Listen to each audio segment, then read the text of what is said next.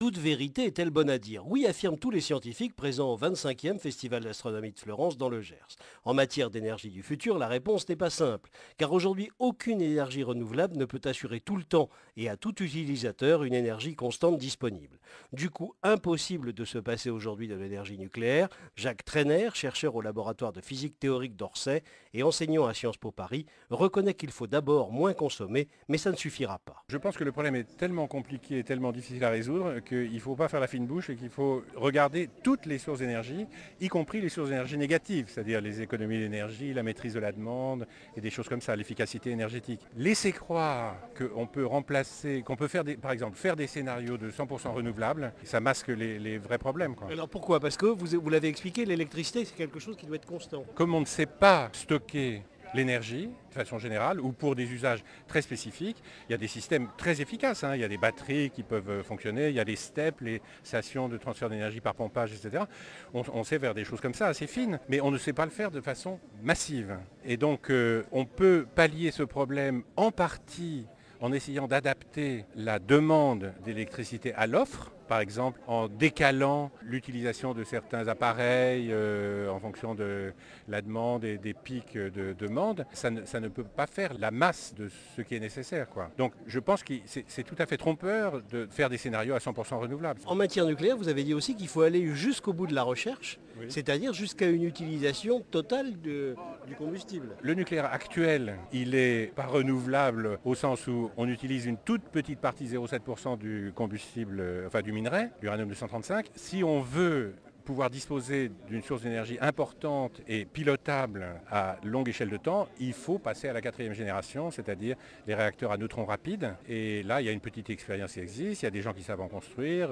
La France fait partie d'un consortium international et elle est responsable d'un projet qui s'appelle Astrid, d'un réacteur à neutrons rapides.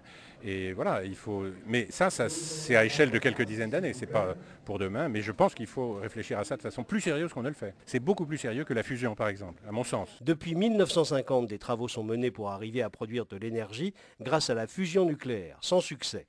Des pays développés comme les États-Unis utilisent désormais massivement des énergies fossiles du passé, avec les gaz et les pétroles de schiste. C'est à la fois un Eldorado et une catastrophe, selon Pierre Thomas, géologue, professeur à l'École normale supérieure de Lyon. C'est une énergie fossile comme le charbon et le pétrole, donc il y a un stock limité sur Terre. Quand il n'y en aura plus, il n'y en aura plus. Ensuite, est-ce que c'est un Eldorado? C'est certainement actuellement un Eldorado pour certains capitalistes américains. Pour l'humanité, c'est qu'une transition, parce qu'il n'y en a pas beaucoup. Je ne sais pas les chiffres des États-Unis, mais en Europe, les réserves estimées à la louche, c'est l'équivalent de 30 ans de consommation. C'est-à-dire que si Mitterrand, Kohl et tous ces gens-là dans les années 80 avaient décidé on fait que du gaz de schiste, ils auraient fait des trous partout, ils auraient mité le paysage, et ça y est, ça serait fini. Depuis Mitterrand, on aurait fini, en admettant que les réserves qu'on cite sont les vraies, ça peut être quelque chose de provisoire. Bon, l'Europe n'est pas très bien pourvue, c'est sûr que les États-Unis, il y en a plus. Mais on ne va pas dire que c'est la solution de l'avenir. Alors, les mauvaises raisons pour l'exploiter, c'est pour gagner des sous instantanément, et en se foutant des inconvénients qu'on peut limiter au maximum. On saurait exploiter les gaz de schiste, je dirais entre guillemets proprement, mais d'abord, il y aura toujours des accidents, même qu'on fait les choses propres. Regardez les centrales nucléaires, je ne sais pas combien de centrales nucléaires dans le monde, il y en a, mettons, 200, 300. Depuis qu'elles existent, il y a déjà eu 2 accidents majeurs. Et des puits de gaz de schiste, c'est pas 200 à 300 qu'il y a aux États-Unis, je crois qu'il y en a 1 million. Donc des accidents, il y en aura. Le problème, c'est qu'on sait très bien que quand il s'agit de gagner des sous, les compagnies veulent faire des économies. Mais alors, à contrario, certains qui vous disent, mais il y a des ressources naturelles qui sont piégées dans des roches, pourquoi ne pas les utiliser? Alors, ça dépendrait quelles ressources naturelles. Si vous prenez de la géothermie, c'est une ressource naturelle qui est piégée dans les roches. C'est pas une énergie renouvelable, mais ça ne fait pas de dégâts. Pourtant, ça fait des trous de ça. Mais le problème du gaz de schiste, c'est comme le gaz normal, c'est que ça fait du CO2. Donc, en plus des environnements inhérent à tout forage minier industriel, il y a le problème que ça fait du CO2. Tout le monde est en train de se dire il faut limiter le CO2, ralentir le CO2, COP21, il faut baisser, etc. Et on est content, on vient de trouver une nouvelle source de CO2. On est content, entre guillemets, on vient de trouver une nouvelle source de CO2. On marche sur la tête. Du coup, quelle énergie pour l'avenir? D'abord, la première source d'énergie, ça serait les économies. Ensuite, la source d'énergie, il faudrait qu'elle prenne au maximum les énergies diluées, solaire, géothermie, mais ça suffirait pas pour faire une usine d'aluminium, par exemple, il faut un certain nombre de gigawatts, et c'est pas, voilà, il faudrait raser la forêt landaise et la remplacer par des panneaux solaires pour avoir l'équivalent, on va dire, de la consommation française. Je pense que si on rasait la forêt landaise, les écologistes râleraient. Ils auraient un peu raison. Si on veut que non seulement on maintienne notre niveau de vie et que toutes les gens de la Terre aient ce même niveau de vie, parce que nous, si on a le droit d'avoir chaud l'hiver, il faut que les habitants de Mongolie externe, où les hivers sont très froids, eh ben, ils puissent avoir chaud aussi. Il n'y a pas beaucoup de solutions. Alors tout le monde dit le nucléaire, mais le problème, c'est que les réserves d'uranium ne sont pas énormes.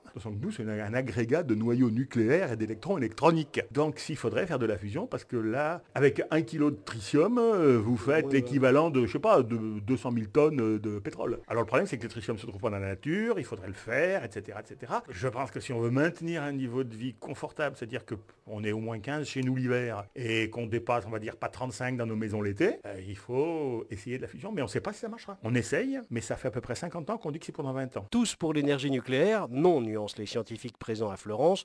Nous travaillons sur d'autres sources énergétiques, mais en attendant, il faut continuer les recherches pour un nucléaire plus sûr. Stéphane Sarrat travaille, lui, pour le CEA, l'ex-commissariat à l'énergie atomique, rebaptisé, c'est plus politiquement correct, commissariat aux énergies alternatives. Je travaille en tant que chercheur sur la gestion et le traitement des déchets nucléaires. J'y crois beaucoup. Le nucléaire n'est pas la solution. Il n'y a pas de solution sans le nucléaire. C'est-à-dire que l'objectif, c'est d'avoir toutes les énergies disponibles.